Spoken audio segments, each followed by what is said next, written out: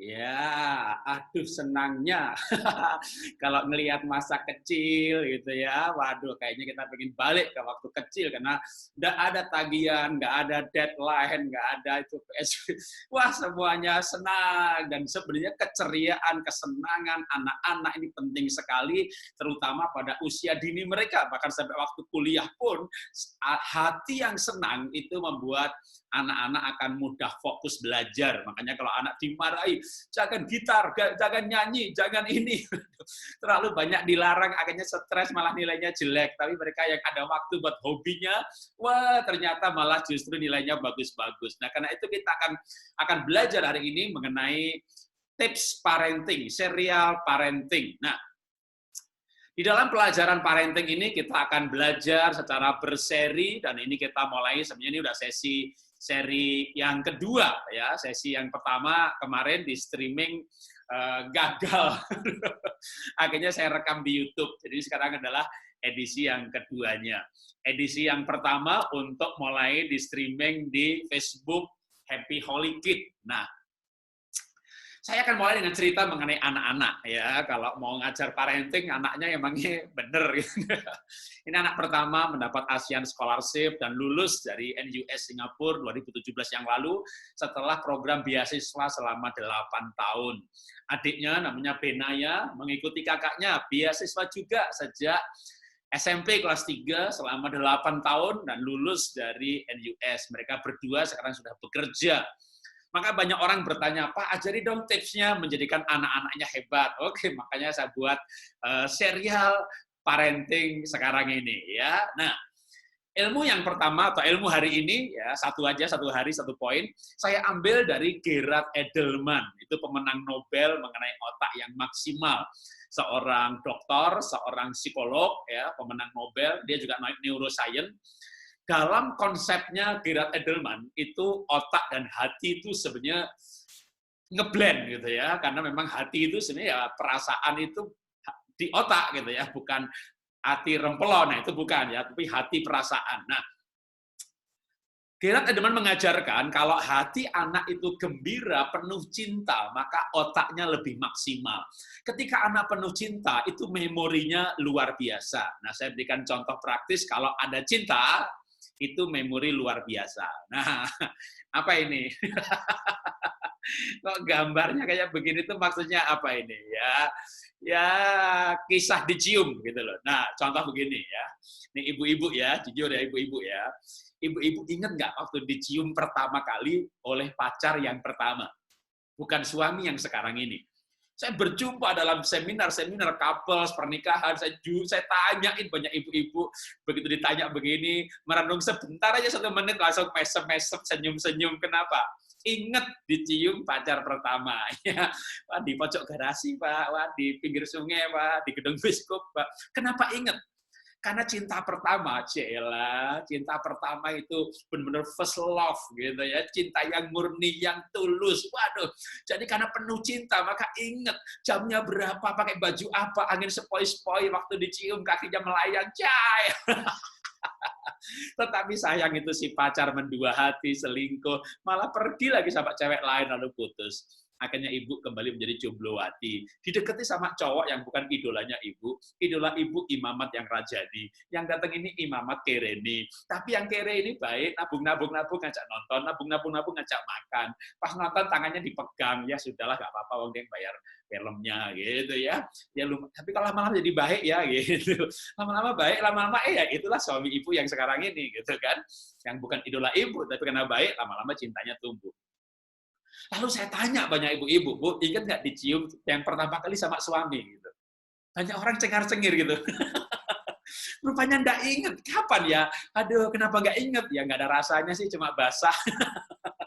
Ketika tidak ada cinta, memorinya tidak bagus. Makanya kalau kita itu mendidik anak dengan hati, mendidik anak dengan cinta, baik anak kandung ataupun anak di sekolah, ya, maka anak akan penuh dengan daya konsentrasi, memorinya luar biasa, dan akan menjadi juara kehidupan. Nah, karena itu saya mengajarkan kepada guru-guru TK, guru-guru PAUD, saya dengan Kak Seto diajak oleh sebuah IO untuk keliling Indonesia, kota demi kota, sudah beberapa kota, seminar mengenai guru milenial hebat berprestasi. Saya sendiri pendiri dari Playgroup TK Happy Holy Kid. Ada 66 cabang di Indonesia ini, dan juga PAUD pemulihan, ada 30-an, yang 23 ada di Mentawai, yang lainnya di beberapa pulau.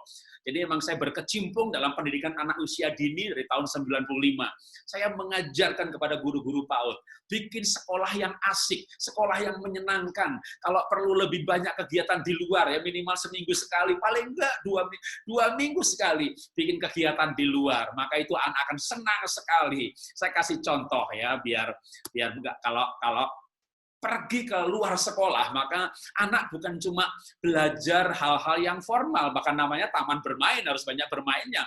Maka ketika mereka keluar, itu ada pengalaman, ada interaksi, ada sosialisasi, lalu hal yang akan dibicarakan nanti terkait dengan kegiatan kemarin, wow, menjadi menarik sekali. Saya berikan contoh bagaimana sekolah kami yang bisa diikuti juga oleh sekolah-sekolah yang lain, mengadakan kegiatan di luar sekolah. Kegiatan ini adalah, maaf, salah file ya. Kegiatan ini adalah ketika anak-anak Playgroup TK Happy Holy Kid kami bawa ke Taman Safari. Bahkan bukan cuma cabang Bintaro, tapi juga berbagai cabang lainnya. Mereka melihat bersama-sama sirkus, ya, melihat wah, ya aneka macam kegiatan ada di sana. Maka mereka berjumpa dengan teman-teman dari cabang lain bersama orang tuanya. Wah, tiba-tiba ini menjadi sebuah kegiatan yang mereka kenang, yang mereka membuat mereka tuh punya pengalaman bahwa sekolah itu menyenangkan. Karena itu saya menganjurkan yang namanya sekolah Playgroup TK, kelompok bermain, ya harus banyak bermainnya. Dan bermain di luar sekolah itu betul-betul mengasihkan. Apabila pembelajaran terlalu banyak di kelas, maka kok jadi kayak SD gitu ya, lebih banyak belajarnya. Tapi kalau kita belajar di luar kelas, dan tentu bisa macam-macam. Jadi anak TK pun bahkan bisa camping, ya tentunya kadang hanya 1 malam, bahkan yang anak kecil, yang playgroup kecil hanya pagi sampai sore. Tapi yang TKA, TKB, mereka mau nginep. Kadang adiknya ketika kakaknya sudah, playgroup berani, mereka nginep 1 malam, ya campingnya dalam tenda-tendaan gitu ya. Kalau saat pagi sampai sore aja mereka udah seneng gitu ya, apalagi nginep. Ternyata wah, yang ditakutkan orang tua nanti anaknya nangis gimana gitu. Enggak loh, ternyata anaknya asik-asik aja ya, orang tuanya yang nangis malah. Nah, terus tapi Pak, ini kan kalau begini kan nggak bisa dong Pak, pada masa PSBB. Kalau kegiatan seperti ini kan berarti bisanya di luar kelas. Bagaimana kalau sekarang situasi seperti ini? Bisa juga, kita bisa kreatif ya untuk mengadakan acara-acara termasuk pada masa PSBB. Ya, di rumah pun bisa asik. Saya berikan contoh kalau di rumah bisa asik. Ini bagaimana kegiatan di dalam rumah ketika kemarin Kartinian. Ya.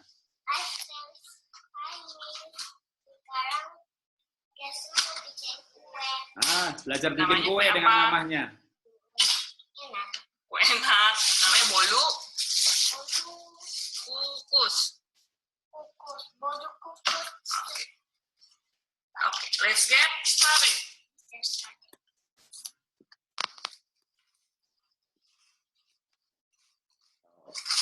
Asik juga anak-anak bikin bolu kukus bantu mamahnya. Kalau nggak terpaksa keadaan PSBB gini kan malah mungkin jadi nggak kepikir. Sekarang orang tua jadi berpikir gimana supaya anaknya nggak bosen di rumah ya. Belajar PR, nulis, baca kayak anak SD padahal masih TK, masih stres.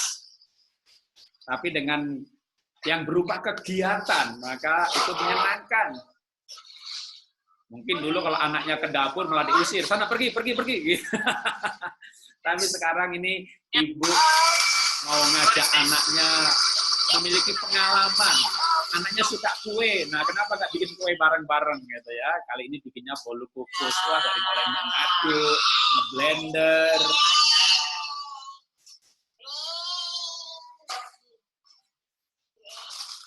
Belajar itu lewat pengalaman. Dengan seperti ini anak belajar baik mengenai materi makanan, proses makanan, sehingga ketika temanya makanan, maka kita tidak belajar ini salah Budi. Pelajaran zaman jadul ya, tapi dengan kegiatan seperti ini anak-anak bisa punya pengalaman. Maka saya bagikan dalam acara ini supaya menjadi inspirasi bahwa kegiatan yang menyenangkan, pembelajaran yang menyenangkan bisa dilakukan oleh sekolah dan juga di rumah. Bahkan sebenarnya pendidikan itu utamanya ibu dan bapak. Sekolah itu adalah tangan kanan atau tangan untuk membantu orang tua mendidik anak. Mengirim anak ke sekolah bukan berarti sudah mendidiknya, itu baru sebagian dari pendidikan. Maka supaya anak hatinya senang, penuh cinta, disentuh oleh cinta, di sekolah disentuh oleh cinta gurunya lewat kegiatan yang menyenangkan. Di rumah pun demikian. Wah, jangan sampai pas PSBB begini anak pada stres, mulai telepon, anak sekarang TK udah bisa telepon sama temennya. Kapan ya kita sekolah? Lah, kenapa kamu pengen sekolah? Di rumah mama lebih galak. Anaknya stres, tapi ternyata bisa tidak stres kalau kita penuh cinta, lalu kita menyentuh anak dengan cinta lewat kegiatan bersama, karena kebersamaan itu menyenangkan. Tapi kalau nggak mau bersama, sana jangan ganggu mama, sana jangan ganggu mama, anak jangan kesana, itu anak merasa ditolak. Nah, karena itu kita belajar mendidik dengan cinta.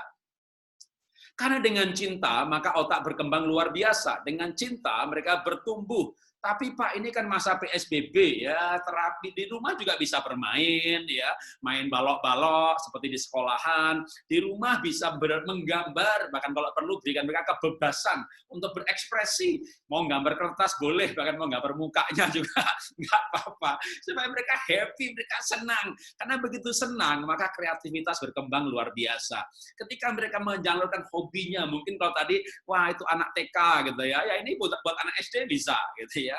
Yang sudah SMP atau SMA mungkin mereka ada waktu justru untuk bermain musik dan biarkan mereka bereksplorasi dengan aneka nada, aneka gaya, supaya dengan demikian minat, bakat, talenta, ada waktu untuk hobinya, itu membuat mereka justru sukacitanya berkembang. Dengan ini semuanya, maka kita bisa menyaksikan nanti bagaimana yang namanya orang tua dan anak-anak itu bisa punya pengalaman, ya, punya pernyataan yang saya mau sampaikan, pernyataan mereka, gitu ya. Mereka hanya bilang komen pendek aja, tapi itu menurut saya ya banget, gitu ya. Dengan semua pembelajaran seperti itu, mereka berkomentar demikian. Asik sekolah. Iya, asik sekolah. Asik sekolah. Ya, asik sekolah, belajar itu asik. Jangan sampai, wah belajar itu stres gitu ya, jadi nggak sakit aja merasa sakit atau pura-pura sakit. Ma, aku nggak mau sekolah, kenapa? Ini agak-agak batuk nih, dibatu-batuin. Kalau sekolah itu asik, anaknya kadang udah demam pilek aja, ma aku mau sekolah, kenapa? Temenku asik, guruku asik. Wih, anak lagi sakit, orang tuanya bilang jangan sekolah, dia mau sekolah. Nah, Ketika sekolah menyenangkan, di rumah menyenangkan, maka anak yang senang, menurut Gerard Edelman, otaknya berkembang lebih baik. Anak yang penuh sukacita, dia berani mengeksplorasikan fungsi-fungsi kecerdasannya. Mereka akan berani mencoba. Anak yang hatinya penuh cinta, memorinya lebih hebat. Ibu dicium pacar pertama sudah puluhan tahun aja ingat gitu kan. Makanya perlu sekali yang namanya membuat anak-anak hatinya penuh dengan cinta. Nah, kita hidup di era-era yang memang perubahannya luar biasa, cepat sekali, apalagi kondisi hari-hari ini. Tapi kalau kita bisa membuat anak-anak penuh dengan cinta, maka mereka akan punya prestasi luar biasa. Karena itu saya mau memberikan quote hari ini. Sentuh hati dengan cinta kasih, maka perilaku berubah, otak pun maksimal, dan prestasi akan luar biasa. Jadi ketika anak-anak yang tadinya ada masalah, tidak bisa fokus, ya ternyata dia kecewa sama ayahnya. Begitu ayahnya mendekati, bermain kembali, wah anak yang tadinya ranking lalu sempat ambles, bahkan sempat hampir nggak naik kelas, ketika merasakan kembali cinta ayahnya, wah prestasinya perlahan naik kembali. Atau anak yang di TK belum nggak ada ranking, sekarang nggak ada rankingan gitu ya, tapi di sekolah kok murung gitu, kayak nggak fokus. Padahal dulunya nggak begitu, kehilangan keceriaan. Wow, ternyata papa mamanya minggu ini berantem melulu. Lalu orang gurunya lapor ke orang tuanya. Mereka berjumpa bahwa ada perubahan perilaku anaknya. Akhirnya orang tuanya sadar bahwa pertengkaran di antara mereka mempengaruhi pola pikir anak, daya fokus anak. Anaknya mikir aja, nanti kalau mama cerai gimana, papa cerai gimana. Akhirnya yang dipikiri papa mama yang mau cerai. Akhirnya orang tuanya minta maaf satu dengan yang lain. Di depan anaknya mereka saling memaafkan, dan anaknya kembali punya rasa aman, rasa damai, rasa cinta. Oh, ternyata di sekolah kembali cheerful, kembali ceria, nilainya bagus, perilakunya berubah. Maka anak yang disentuh dengan cinta, mereka akan mengalami perubahan perilaku, dan otaknya pun menjadi luar biasa. Karena itu kenapa kita tidak menyentuh anak-anak dengan cinta. Nah, pelajarannya cukup singkat setiap hari, tapi saya menulis banyak buku. Jadi saya mau sampaikan pengumuman ya. Yang saya sampaikan hari ini itu ada di buku yang judulnya Mendidik Anak dengan Hati. Ya, mendidik anak dengan hati. Makanya mendidik anak dengan cinta, menghukum dengan cinta, mendisiplin dengan cinta. Ini di buku Mendidik Anak dengan Hati. Selain buku Mendidik Anak dengan Hati, masih ada buku saya yang lain ya. Ayah Ibu Baik, itu pengaruh gadget pada 7 perilaku dan 4 kemampuan. Father and Son, serta Intim Orang Tua Anak, dua-duanya berbicara mengenai relasi orang tua anak. Lalu Berani Mendisiplin Anak, di situ ada mengenai keunikan anak, baik sesuai umur atau sesuai temperamen dasar.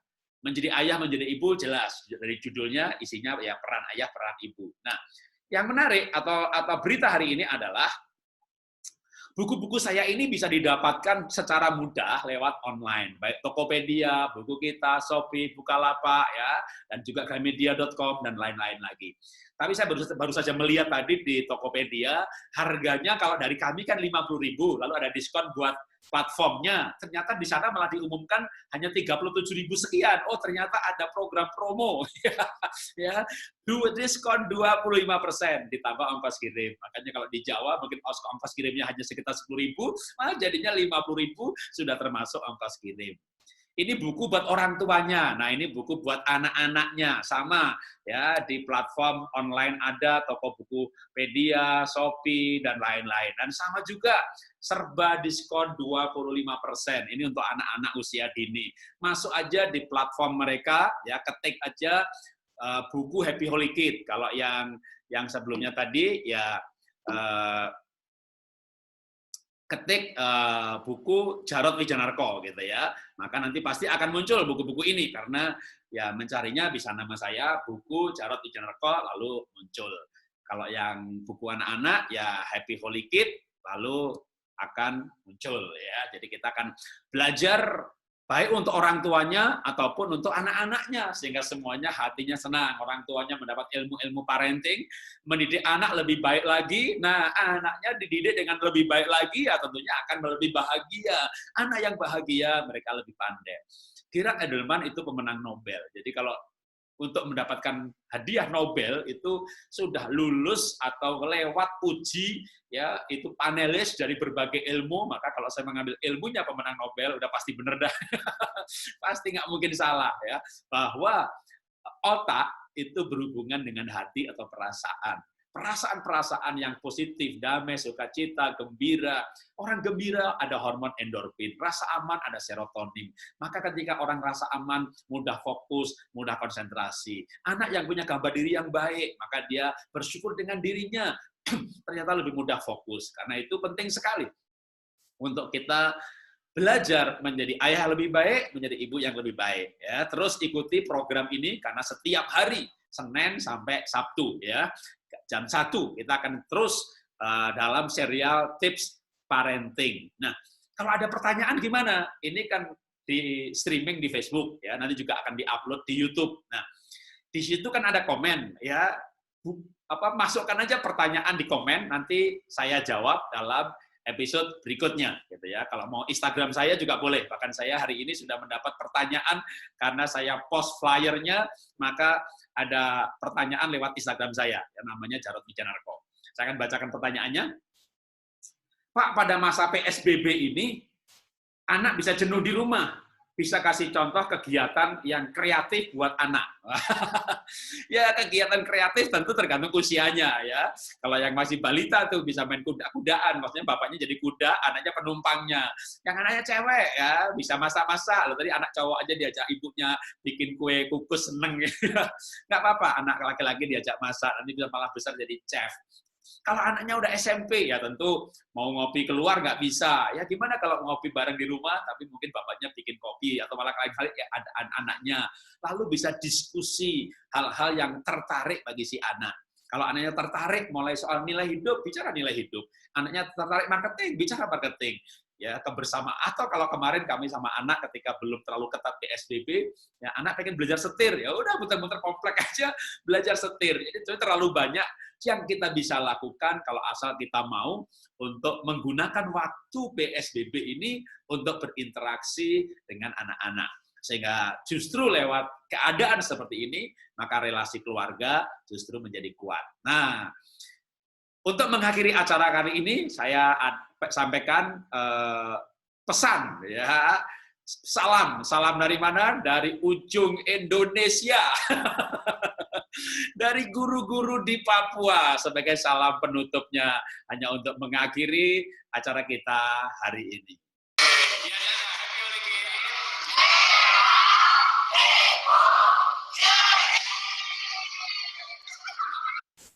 Ya, hebat, heboh, keren. Sampai jumpa dalam program Tips Parenting besok siang edisi berikutnya. Tuhan memberkati.